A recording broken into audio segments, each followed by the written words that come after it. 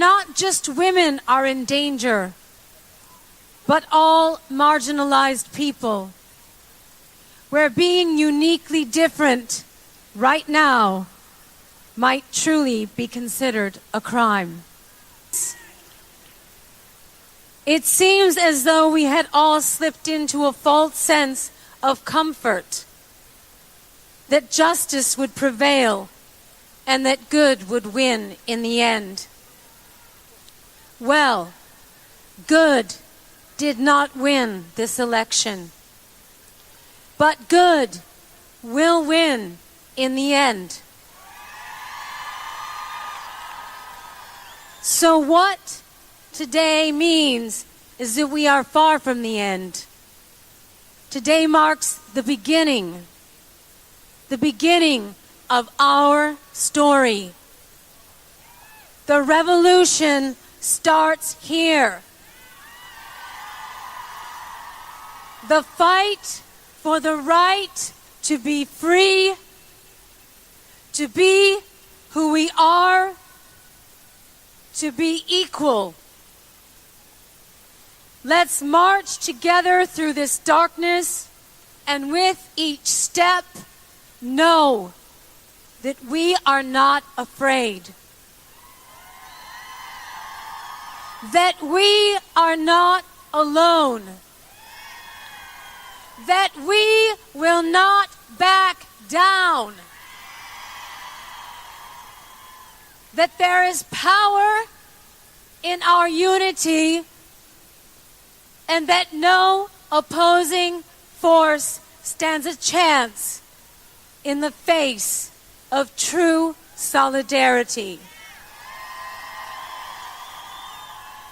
And to our detractors that insist that this march will never add up to anything, Boston Red here with Friday Java, a weekly magazine of political theory, polling, and commentary. It is part of the history called people that make up this fascinating journey. We are part of the Obama network. For that, we make no apologies. What we pledge to do is give you the facts on a bridge to history, what body politics is, the most up-to-date theories of political science and psychology. Stay tuned for this incredible ride. Boston Red, peace out. This is Friday Java from WBRN Radio in Boston and on the Boston Red Network.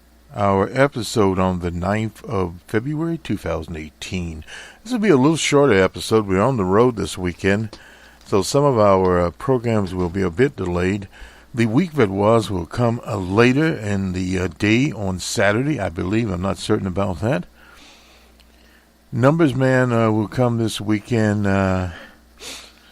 sometime this weekend, and we'll have an open source report also coming in on this weekend. And of course, the Monday Morning Quarterback will be at its regular time. So we're rolling along here.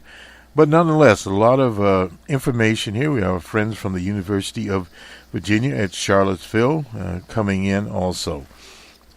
And let's get to it. The government is officially shut down. But nonetheless, the Senate on Friday morning, this morning actually, has passed a sweeping bipartisan spending bill. It was delayed, and the reason for the government shutdown was it was held up by Rand Paul of Kentucky, the junior senator there. The bill passed 71 to 28. The bill will reopen the government while shuttering hundreds of billions of dollars on defense and domestic priorities, speeding disaster aid to areas, lifting the federal borrowing limit for a year, but it, of course, must have passed the House. The shutdown was unanticipated that the Office of Budget Management Budget didn't tell federal agencies to prepare until Thursday evening, but depending on the House action, the closure would end up being brief and having a little impact on federal workers. Still, Congress's inability to keep the world's quote-unquote largest economy running, points to acute dysfunction there and a paralyzation, forced the government to operate on one short-term spending after another since October. This is from the Washington Post. Incidentally, last month the government shut down 3 days in a dispute over immigration. So these have been the hallmark there. The leader, McConnell of Kentucky, and forged a compromise with the leader, Schumer of New York. So thus, everybody is mad at Rand Paul. In the House, Nancy Pelosi, 78 years old, I believe, did a speech, the longest recent history. Amounted to 8 hours. She stood at least 6 hours in high-heel shoes. You imagine that? At 78 years old. However, though, according to the Post here, at a closed-door meeting, have a lot of those around, House Democrats were told by Leader Pelosi that we have a moment, we don't have the votes, and all of us should use our leverage. This is what we believe in, according to one House Democrat in the room who spoke on condition, obviously, of anonymity. Pelosi is under intense pressure from immigration activists and liberals in our caucus to take a stand for the Dreamers. Well, the Dreamers are there. They were granted a temporary status by President Barack Obama. However, the situation here is a little bit different. If the Republicans have 70 votes, they need 104 from us, then there is no pressure on us, because then if it's their fault, this is from Kentucky, Representative John Yarmuth, I suppose, is a Democrat on the Budget Committee. The Speaker, Little Paulie Ryan from Wisconsin, expressed confidence that the bill, which delivers military funding boosts sought by GOP members, would eventually pass. The cost of these provisions exceed $560 billion. Well, that's just chump change anyway these days. In comparison, the 2009 fiscal stimulus bill passed at the bottom of a global recession under Barack Obama was $787 billion over 10 years. But again, the Republicans are no longer deficit hawks. The agreement would add an additional $160 billion in uncapped funding for overseas military and State Department operations. Republicans have been very reluctant to fund those kinds of operations. About $90 billion would be spent on disaster aid. Hopefully, some will wildfires. Some will go to Puerto Rico.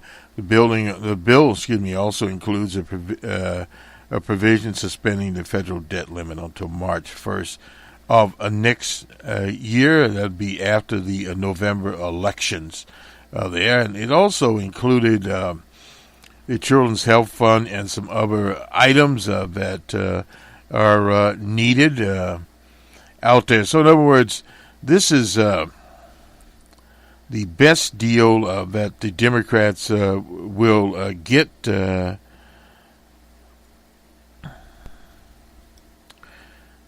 from this particular situation. Now, again, this is from the Post. What happened to the Democrats? Better deal. Check the spending bill. This is from Chuck Schumer. In negotiation, Democrats checked off several times the better deal, a compendium of policies backed by the Democrats. New items include $5.8 billion for child care development block grant, $20 billion in infrastructure spending, including rural broadband, something that is needed. And we suggest that DJ Trump and company pursue the G5 and 5G initiative. That was the new broadband initiative that the federal government itself could roll out. That would create hundreds of thousands of jobs. And children's health care, well, I don't see it here, but that is one of the items that is included in this particular bill. B is to the military. This is, again, we're using the Washington Post here. We already talked about the number of people that voted for the bill, and it was passed there. Period. So it moved right along. This is evidently the same story that we saw earlier here, but again, the Democrats are getting many of the things that they need to have this move along here. Now let's move along here ourselves. This official here, I don't think we reported on it before. The top official, he was a secretary, or was the secretary, forced to resign. His name was, Porter. Evidently, people at the White House knew about it. His name was Rob Porter. The White House counsel knew about it. The chief of staff, Kelly, knew about it. Handled Porter more responsibility to control the flow of information handed him, to the president. So he's basically, he denied, this is Porter, the vile allegations. Resigned on Wednesday after ex-wife's account of years of verbal and physical abuse were published, along with graphic pictures of Kobe Holderness, his first wife, Bruce, from what she said was a punch in the face that did him in. And so they knew about it at the West Wing, and now this is one other thing on the plate. In January 2017, the White House counsel learned of the allegation, wanted Porter to stay put because he saw the Harvard-trained Capitol Hill veteran that studied a professional voice in the White House. Well, he may have been that, but Kelly felt misled. The White House spokesman said McGruff, I suppose, who had access to the federal background investigation conducted for him, and Kelly felt misled by Porter. I mispronounced it twice here, saying he downplayed the ex-wife's accusations here. The White House said McGruff was aware that the ex-wives were preparing to make damaging allegations about him, but didn't ask what the allegations were because Porter said they weren't true. Porter lied. But nonetheless, when they came out there, Trump was not told the allegations until this week, two senior officials said, in a procedure to give DJ Trump deniability. Suppose it was published in the Daily Mail, and Trump was recently surprised to learn that Porter was dating Hicks. Oh boy, that is a surprise there. Hicks is Hope Hicks, Trump's confidant. So definitely he had to go because of that. Free Senate Democrats called for an investigation into the whole affair. I can tell you that Rob had been effective in his role as a staff secretary, and the president and the chief of staff have full confidence and trust in his abilities. This was on Wednesday before he, as they say, left. That was from old Sarah Sanders. That Porter had the support of the White House. Well, you didn't have it very long, less than 24 hours. Kelly defended his integrity in a statement on Tuesday.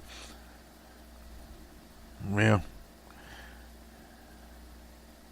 so Holderness and Jenny Willoughby, anyway, Porter's second wife, both said they were contacted for any interviews by the FBI in January 2017 about their back-to-back marriages to Porter between 2003 2013. Holmes, a 37-year-old senior analyst at the U.S. Government Accountability Office, said she provided photos of a black eye he delivered during a vacation in Florence. Holby, a 39-year-old writer and motivational speaker, said she authorized investigators to obtain a protective order she filed in 2010 after he refused to leave her Arlington, Virginia apartment. Oh boy. Willoughby alerted investigators on the 22nd of September that she had received a call from Porter the previous night demanding to know whether she had used the word violence with the FBI. Well, publicly, Porter cast the allegations as part of a coordinated smear campaign in a statement Wednesday. Willoughby and Holiness said they gave interviews only after being contacted earlier this week by the Daily Mail and The Intercept asking about a blog post she wrote in April. So that is the end of Mr. Porter. And what this says is the White House circled the wagons around him for a day or two, and the wagon fell apart, and the FBI and the Daily Mail came in, and that was the end of that. There's another article here on security clearances. Half these folk don't have security clearances and probably never will get them. This is there, and everything is a backlog at the GAO, totaling 700,000 cases. Now, these are just security, all kinds of security clearances that you get. I remember when we sold products for the government, we had some sort of little pro forma security clearance, not the kind that you're thinking about to work at the White House. One senior official in the Obama administration had to wait 2 years for various reasons to get a security clearance, but that is unusual. Kirshner, the son-in-law, his extensive travel overseas contacts are one reason the process has dragged on, they say. So in other words, these are some of the things out here. Let me get this financial news in here. This is from the Reuters agency. Consumer companies a relative refuge in a recent market turmoil. This is here. This week are those standing to benefit from consumers with more buying power, like Amazon and Netflix. Many stocks have gotten them off. Most lightly there, the S&P discretionary index, a 4-point drop on Thursday, was worse than the S&P 500 at 3.7, but over the past week its decline has been less volatile there. Consumer discretionary is down 6% since the market rout that had been last Friday. We're about a week out of it, compared to a 9% in financials, technology, and telecoms. The S&P 500 is down 8.5% here, and the worry, of course, of this so-called bull market. The bears have came in here on numbers, man. That's our macroeconomic program. We were talking about it in terms of days, and we had expected a rebound on a Monday. There was a rebound. That always happens because what they do is the corporations, that is, and the buyers, the sellers, etc., push up the numbers. They play up the numbers, but they couldn't hold the numbers up. So that was the end of it. Signs of a swing economy, along with expected further stimulus from 1.5 trillion tax package passed by Congress had contributed to inflation anxiety, and that's the thing. The bond market is up in the past week. Automotive component sellers have been among the less punished there. GE is down 4% during the time. Harley Davidson's lost 2%, but they've been down. Consumer durable goods retailers, including Mattel, Nordstrom, have fared better than the broader market.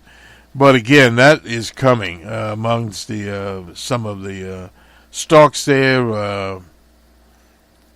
Netflix has declined 5.6% over the past 5 sessions, while Amazon, by far the largest consumer discretionary stock, has limited its losses to only 2.8%, helped by blockbuster quarter results. Facebook, Google, Alphabet, which depend on advertiser revenue, lost 11% and 15% respectively. So this is something to remember here. Goldman Sachs included Netflix, the Molson Coors, Costco in a bracket of low labor cost stocks, most insulated from wage inflation and likely to outperform in any environment. Well, it didn't exactly happen here.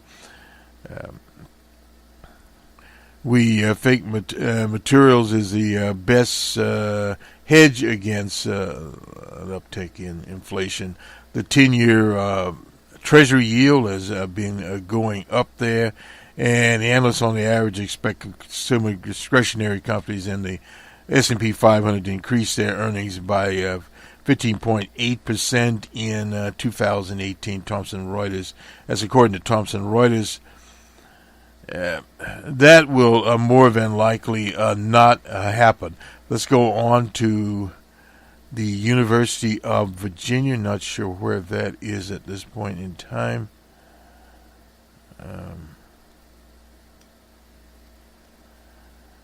I think this California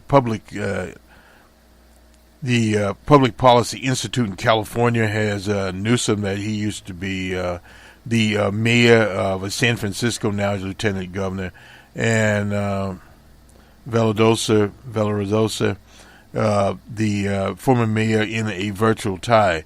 Dianne Feinstein leads DeLeon by double digits here.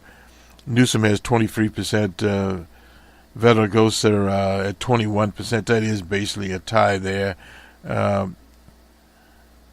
And several others, John Chang at 9%. The Republicans here, Travis Allen at 8%. This is in their part of the primary. Cox at 7%. Democrat, not sure who this is. Easton at 4%. A Republican, Doug Orr at 3%. He's naming some of these people here that you would know. Democrats are in a virtual, this is in a gubernatorial race there, but a quarter of likely voters are undecided. So this is really, it's too early to call this one. Dianne Feinstein seeks a fifth term. That would be 30 years. And she leads DeLeon 46 to 17%. Better name recognition. DeLeon, of course, is a Latino. Most valuable candidate experience. Most value that that stands on issues. It's a high mark in the survey in 2015. 49% went with 49%, 43% running a business in 2010. Elected officials, 43%. When Jerry Bryan and Meg Whitman, I wonder if she's still looking for a mate. Partisans are sharply divided on this question. 83% of Democrats, voters prefer experience in an elected office. 65% of the Republicans' business experience. Doesn't matter, they don't have the votes, period. There is a division on a gas tax repeal. That's Proposition 13. Likely voters are divided 47 to 48%, so we don't really get into that. A measure that could be on the ballot this fall. The majority of Republicans, independents, Republicans 61, independents 52, likely voters favor the repeal compared to 39% of Democrats. Largely, voters are divided about the idea of easing strict limits on commercial property taxes imposed by Proposition 13. Proposition 13. Old Harvard Jarvis has been in the grave a long time. A measure that would tax commercial properties according to their a proposed measure of fair value, but not lift Proposition 13 limits on residential properties. That was passed in California a long time ago. And let's see what else here. Well, we'll leave it at this. And on the weekly watch, we'll go back to that particular poll. We're on to Larry Sabato now. And the Senate 2018 Republicans still have plenty of targets. This is by Cal Klondike and Jeffrey Skilly. The reason is the map includes two independents who caucus with the Democrats are defending 26 of 24 seats being contested this fall. This is the most lopsided Senate map any party has faced in a midterm since 1938. 5 Democratic seats are in states that DJ Trump won. Republicans have better than 50-50 odds to hold control of the Senate. Well, no doubt about that. A lot of this will depend on the outcome of the economy, I should say. We have 2 ratings that changed this week. Both upgraded Democratic appointees. Tina Smith moved from lean Democrat to like a Democrat. That is in the state of Minnesota. Tim Kaine, I don't think there's a problem in Virginia, likely to a safe Democrat there. And then we have some other ratings here out of Washington State. California is safe. There are no elections in Oregon, Idaho. Then we have some toss-ups in Nevada and Nevada and Arizona. In Utah, just looking at safe Republican in Wyoming and Nebraska. There are no elections in Colorado, Kansas, and Oklahoma. New Mexico is a safe Democratic thing there. Texas is safe Republican. We already gave Minnesota here. Iowa and Illinois, there's no contest there. Nor in Arkansas, Louisiana, or Kentucky, or Alabama, or Georgia. In Florida, it's a toss-up down there. In, let's see, Pennsylvania here. What's the deal on that? Looks like safe Democrat here. Democratic incumbents are defending seats in the following 5 landslide Trump states.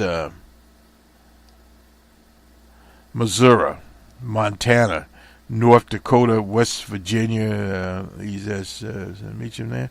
Seat by seat here. It's a toss-up out in Nevada. That is Dean Heller. It's probably a little worse than 50-50 there. An open seat, of course, in Arizona. There may, in fact, be 2 open seats there. Martha McSally and Kelly Chemtrail Ward there, and now Joe Arpaio, who is too old. Other 6 Republican seats are clearly less visible targets for Democrats, no doubt about it. In Utah, Romney is at Willard Romney. Orrin Hatch is retiring. Early polling shows in the volunteer state, Marsha Blackburn well ahead in the GOP field. She's a representative there now. Her strongest opponent for the nomination is likely ex-representative named Stephen Fetcher. So he has 3.7 million. She has 4.6 million. Phil Breslin, the former governor, is running there. This means Breslin is already going to have to find a special election so as to overcome the state's lean. Granted, Breslin won, 67% in his re-election in 2010. They have that rated as like a Republican. Of course, in Texas. Texas is something of a white whale for Democrats. Democrats, if the state that the party could put into play in the near future, that's a demographics battle there, has been one. Let's see. Ted Larry Cruz has so-so approval ratings in Texas. And Bettino O'Rourke is a that's a Democrat in Texas, 16. Sorry about that. Like a Republican is the rate there. There's a toss-up in Missouri. Interesting in that. Is the best pickup opportunity to toss-up race in Missouri. That's Claire McCaskill there. Could very well be trailing against the Attorney General Josh Hockley. the likely Republican nominee. Two recent polls give indication as to the dynamic. Republican pollster Remington Research polled the state for the publication Missouri Scout found Hadley 49 to 45. That's still fairly close there. Public policy, McCassell by 1 point there. I wouldn't put a lot in either one of those, but Claire McCassell, in our opinion, has the ability to perform. We don't know if she'll be able to pull this off, but she has. She ran, I remember, in 2008 during the campaign, 2008-2007, Barack Obama, and she was able to win. I remember being there in Springfield, Missouri, and people from miles around were coming in to hear Senator Obama, and he almost won Missouri that time around. Claire McCassell, of course, won re-election, so she's trying now for a,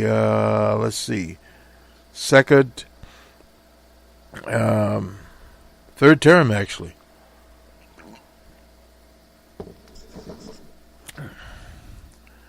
So, toss-up race in Indiana. Now, that's the Sheriff Joe Donnelly is running for his second term. Now, let me just get this right. In Missouri, McCassell, is hoping Hockley comments are a redo of Todd Atkins, if anybody remembers him. That was in the 2012 race. But we don't really see this as a game changer. Hadley has had some trouble, such as controversial statement about how the 60s sexual revolution led to the nation's human trafficking problem. Strange one there. That won't stick to him, though, as much as it normally would. Claire McCassell, she raised just a little over 100,000 last quarter. Oh, this is, who is this? Wagner. Certainly isn't fundraising. Well, that's Ann Wagner. She's been around there, period, but not really making Hockley there. Let's see. Claire McCassell, she, let me see. No, actually, let me get right on what Claire McCassell was. Claire McCassell actually, what? This is be her second term, 2012.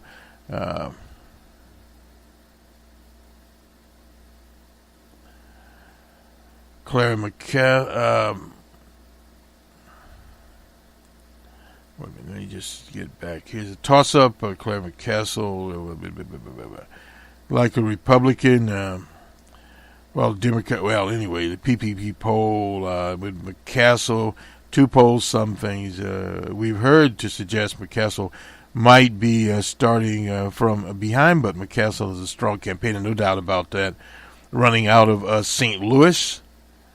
She was the secretary of also heartened by 4 special elections there in St. Louis, where Democrats ran significantly ahead of Hillary Clinton. So, in other words, McCassell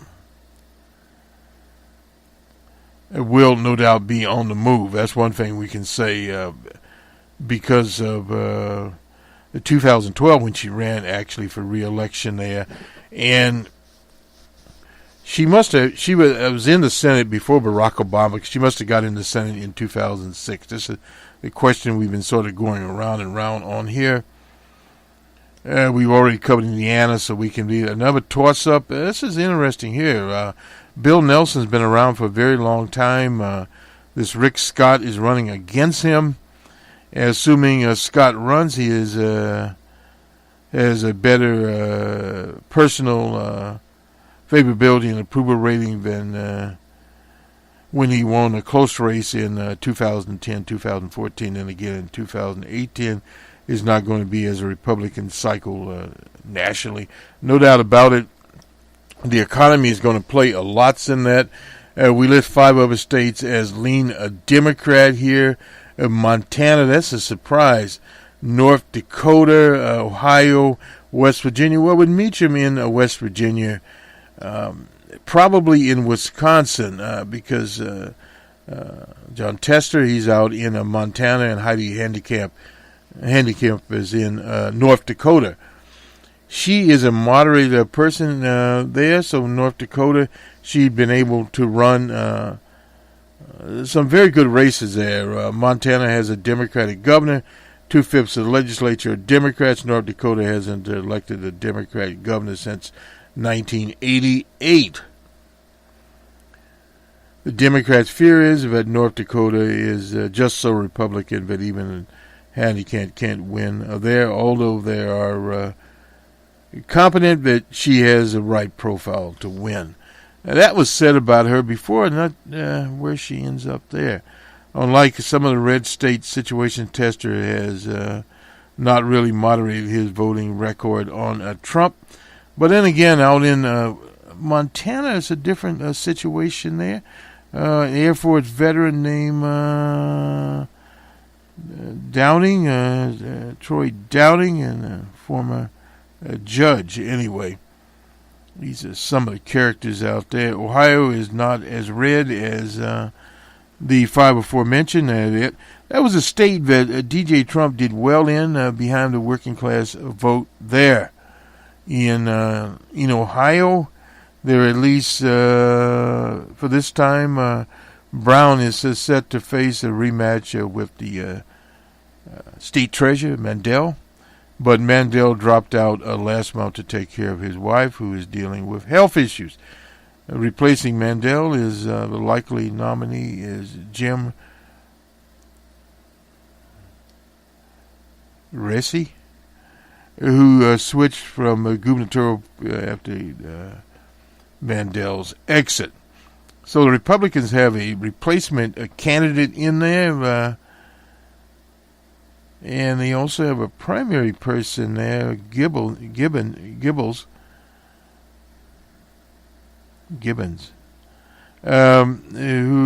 who was pushing Mandel in the primary a little bit before the state treasurer got out. One example, Franklin County, that's in Columbus, Republicans actually endorsed Gibbons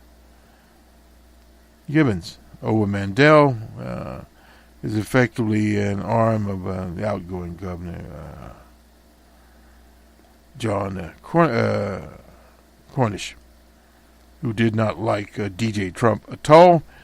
In a general election, Brown will have to restore some Democratic strength in the predominantly Appalachian part of the state's east and south of Cleveland. This Renishi represented some of that territory at one time. Joe Meacham, in West Virginia, has maybe a bit rattled these days. He's running again in a state that Trump won by 40 points. And his fellow Democrats are disappearing. The former representative there in the 3rd, Rick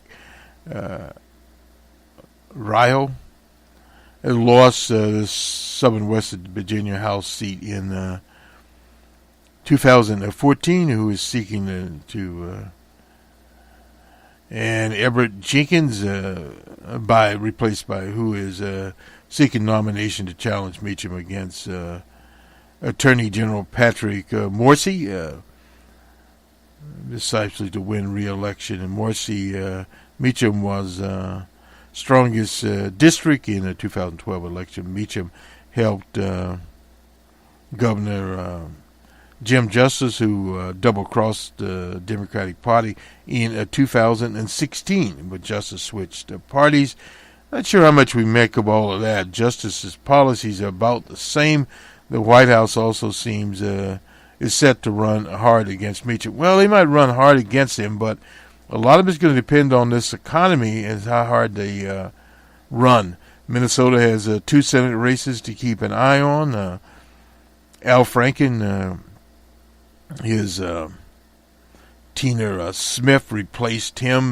They moved that to safe Democrat there in Minnesota. Now, in the gubernatorial, let's see.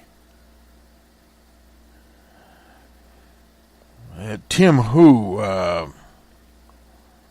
passed on the race in January. He might run for his old job in St. Paul. He was the governor. He was CEO of something called the Financial Services Roundtable. They paid him $2.1 million. He's resigning from that. A special election. Bachmann, evidently God told Bachmann not to run. Also considered race, but she decided against it. Smith is leading in the general election. This is Tina Smith there. She's was a lieutenant governor there. Michigan GOP felt it had a decent recruit to challenge Debbie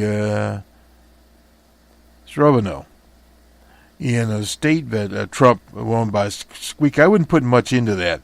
However, the former State Supreme Court Justice Bob Young exited the race in early January because of fundraising challenges.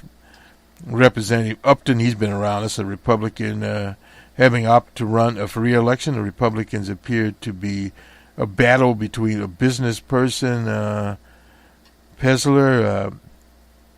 Pezler, and business and veteran John James.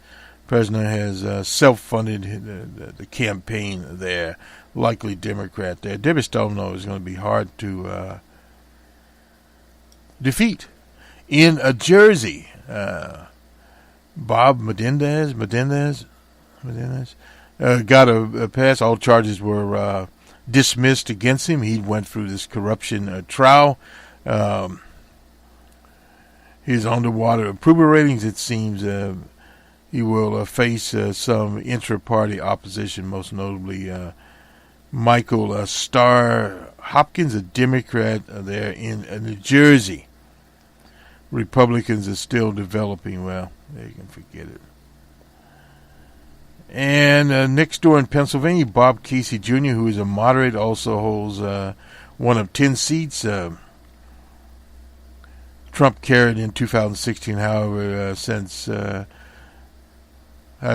much like Debbie Stabenow in Michigan, there's not much reason to think Casey's in danger. Casey's father was a conservative there, so they're putting that in. And then we go into Maine. Angus King is there. He's an independent.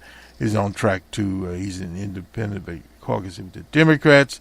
There are other races we want to mention in Crystal Ball's home state of Virginia. Tim Kaine seeking re-election in the aftermath of his defeat as on the Democratic ticket. That's not even a big problem there. The rest of these Minister E.W. Jackson, well, you can forget about E.W. Slopping out. One other lurking problem for Virginia, the GOP is in the margin in the Senate contest, which will be at the top of the ballot if Kaine wins by as much or more than Northam won in the gubernatorial race, 9 points there. His coattails would help down-ballot Democrats, no doubt about that. And this is one that's vulnerable here. They need to get rid of Barbara Comstock. And Scott Taylor, if he were able to get a landslide, then old David Bratt down in Virginia's 7 could have some problems. Tom Garrett, there could be a lot of problems there in Virginia. We'll append this on to the study. Let's go now to ESPN. And we'll start with, the NBA. On Thursday night, the Hawks were at the Magic. Magic 100-98, 2-point game there. The Knickerbockers were at the Raptors in Toronto. The Raptors 113-88. In overtime, the Celtics were in D.C. The Celtics won 10-104 for the Wizards. The Wizards didn't have much of wizardry. Anyway, the Hornets and Trailblazers out in Oregon. Trailblazers 109-103. The Mavericks and Warriors also out west. Warriors 121-103 for the Mavericks. And also out west, the Thunder and Lakers in Los Angeles. Lakers 106-88. They thoroughly won that game, which is something the Lakers need to do more of. College basketball, excuse me. Number 9 Duke, number 21 North Carolina. North Carolina 82-78. St. Mary's and Loyola Merrimack. St. Mary's 83-62. Gonzaga number 12 and Pacific. Gonzaga 71-61 that contest. UCLA, don't hear that name very much, and Arizona Arizona's number 13. UCLA won that game 82-74 on the road. And Pittsburgh and Clemson. Clemson's number 16. Clemson just ran away with it 72-48. That is college men's basketball officially. We got now the funny names from the National Hockey League. The Islanders and Sabres. Sabres 4-3 in the contest. The Flames and Devils of Detroit in Detroit. Flames 3-2. The Canadiens and Flyers. Flyers 5-3. The Predators and Senators are from Toronto. 4-3 was the score there. The Ottawa Senators, sorry about that. And the Nashville Predators, have to get used to the Predators. The Canucks and Lightning. The Lightning of Tampa Bay in Tampa Bay, 5-2 over the Canucks of Vancouver. The Avalanche and Blues of St. Louis in St. Louis, 6-1 Blues over the Avalanche of Colorado. You could have an avalanche there. The Coyotes and Wild in Dallas. Coyotes 4-3. The Arizona Coyotes. The Stars and Blackhawks in Chicago. Stars 4-2 in that contest. And finally, the Golden Knights of Las Vegas and the Sharks of San Jose. Golden Knights 5-3. Oh, how happy we all are. Let's take a quick look here at the present polling.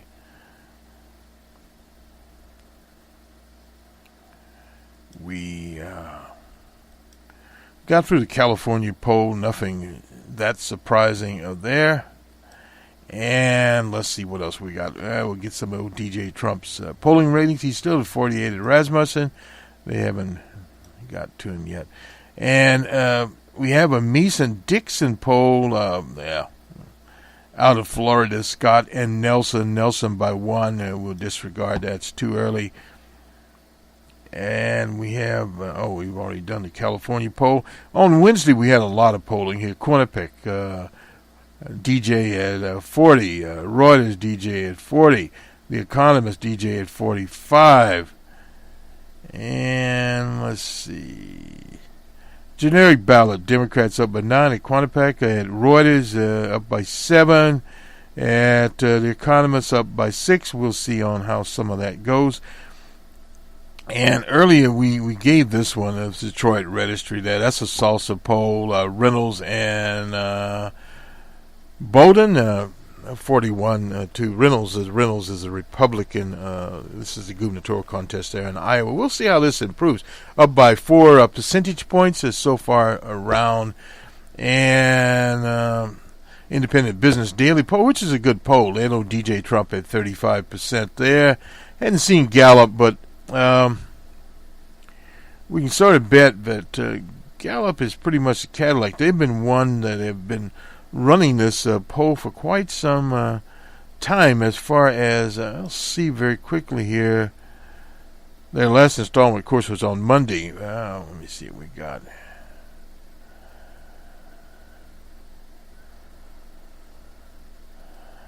Weekly approval ratings here. Yeah, we don't have it anyway. He's been in the 40s at Gallup, more or less. Let's see here. Sometimes we have a little time to do DJ.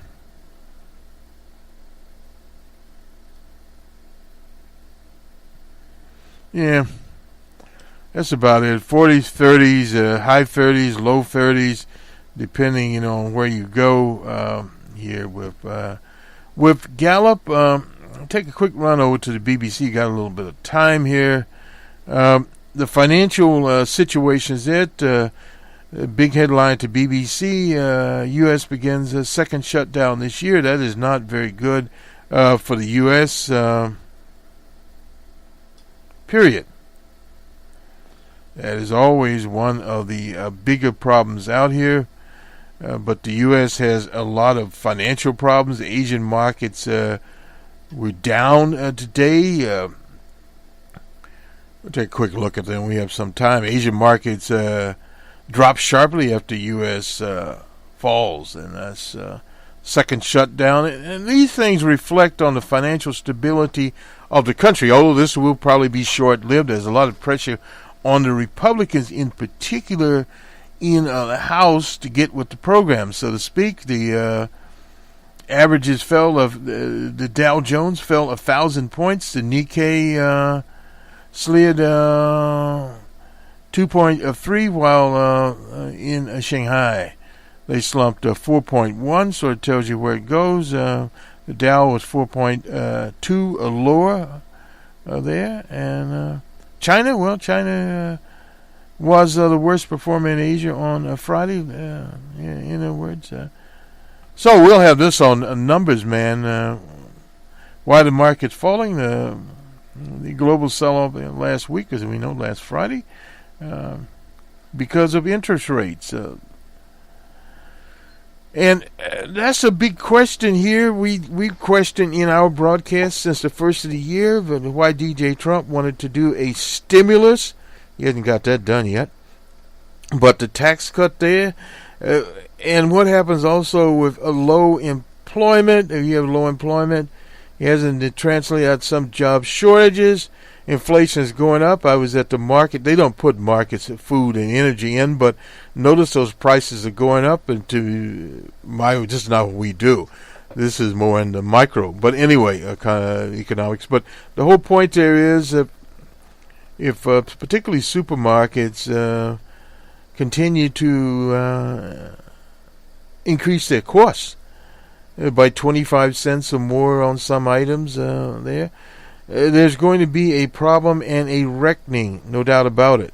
And now what has happened more and more, we notice in the field, especially of macroeconomics, that we have a situation whereby the market has a greater influence than it did at one time in the economy.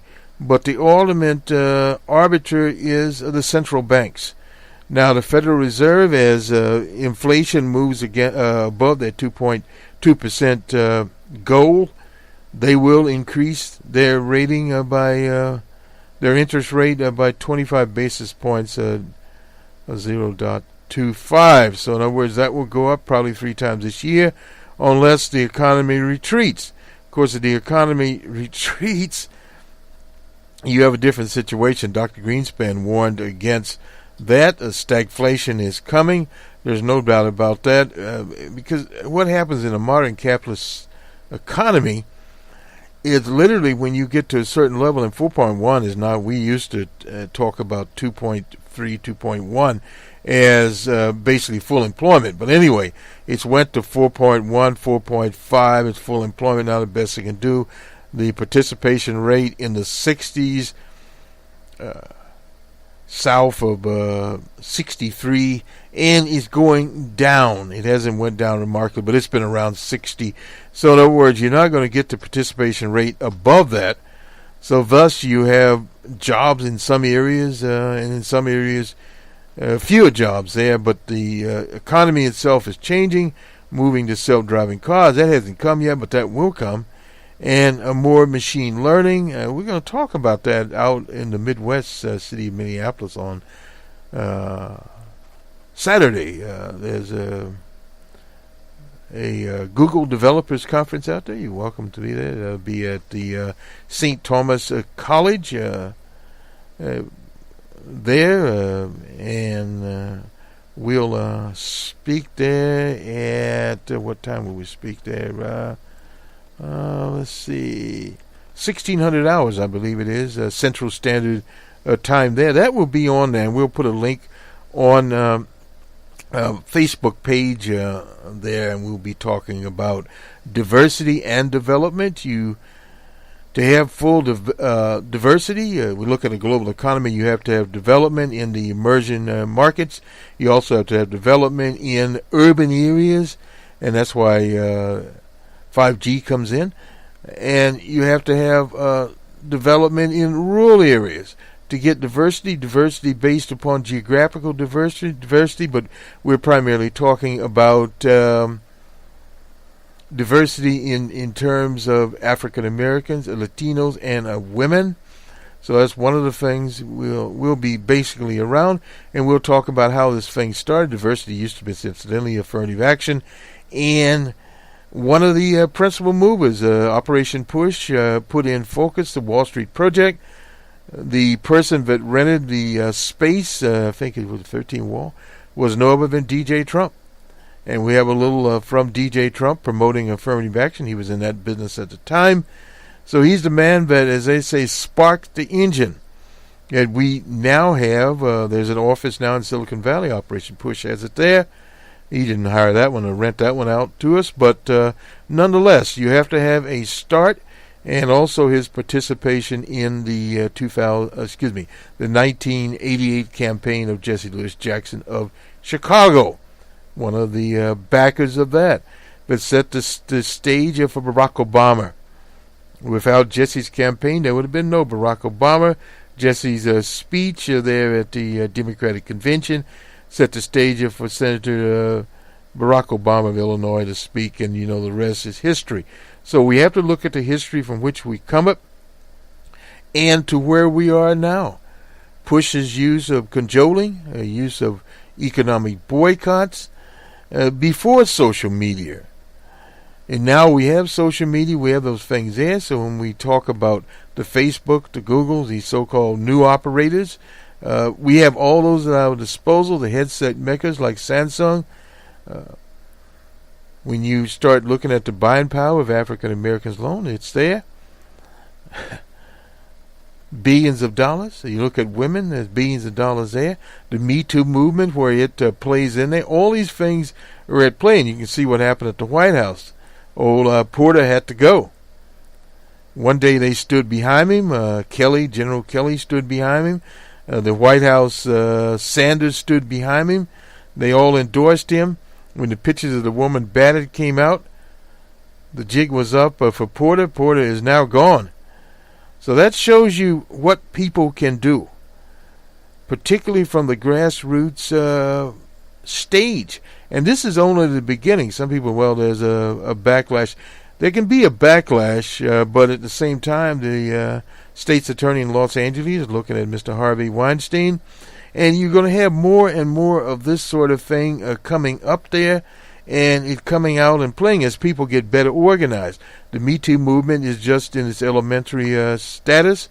The Women's March, as you'll get here from Madonna, a lot of Republicans said it would not amount to anything, and it amounted to a hell of a lot. So ask the Republicans in Virginia what happened to them.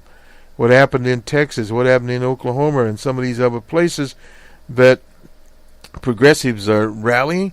Many within the Democratic Party, but a more progressive element of the Democratic Party. And now the deal at the Senate. We've not had that deal before, although we haven't brought the agreements home yet. But at the same time, the children's health care is there. We at least have a budget till after the, I say we and collective we, till after the elections later this year. All this stuff impacts. And if old DJ doesn't get this economy together, he'll be presiding instead of his so-called big military parade over the Trump soup kitchens. He'll be running those out of his hotel and various other appearances he'll have. And this is what happens in the industrial economy. It can go either way. And these tax cuts will be forgotten. What has happened, the capitalist media has not been pushing the thousand. Hell, it used to be you had a 1,000-point drop, man. It was the ticket, as they say, to the turnstile of depression. You hadn't gotten to the depression yet, or recession, but the problem is two quarters drops is officially a recession. But people now with social media feel the effects very, very quickly, and you have a lot of new investors in the so-called market, and they're starting to get burned. Now it's went to the consumer discretionary task. We'll see next week how this thing fans out. But if Amazon starts to get hurt more than they are being hurt right now, we're going to see some turns. And this is something we'll be talking about Saturday also. These high-flying tech operations are not as on steroids as they would think, especially with the mode of programming these days. We call it agile, but you have machine learning there, component parts. Don't want to get to. We'll talk more about this on the open source report. Anyway, this will do it for us. We'll see you a little later, probably on the week that was. That's on a Saturday morning, probably be later on Saturday, but nonetheless, we'll get it up on all of our outlets here, whether it be Spreaker, iHeartRadio, YouTube. Go there. You can catch us on our Twitter feeds, the Boston Red feed, the Facebook feed, the Cranston Analytics feed, the Cranston Software feed on Twitter and on Facebook, and many other opportunities that are out there on Stitcher. We've been doing rather well over on Stitcher. You can get that on your mobile devices, and we encourage you to go as mobile as you can. Have a good weekend, everyone. We'll talk to you on the week that was soon.